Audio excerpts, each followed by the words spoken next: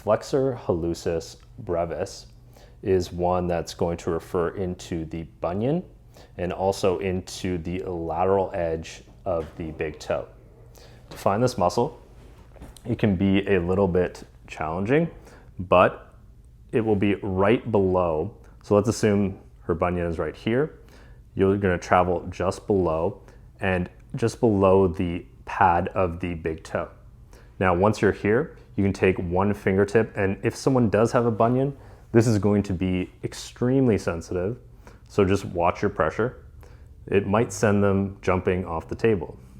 So place one fingertip and then just kind of dig around in this area here in the lateral big toe. And once you've found that trigger point, you can press down and in. And with this one, you definitely want to work with the breath because it is so sensitive. And you could shorten the foot around your fingertip. And then once again, wait for a release. This is probably going to be, actually, in my opinion, one of the most painful trigger points you're going to deal with if someone does, in fact, have a bunion. A trigger point in the extensor digitorum longus can refer pain into the lateral portion of the leg, into the lateral portion of the knee, and it oftentimes refers pain into the toes. Usually not the big toe, but the three other toes.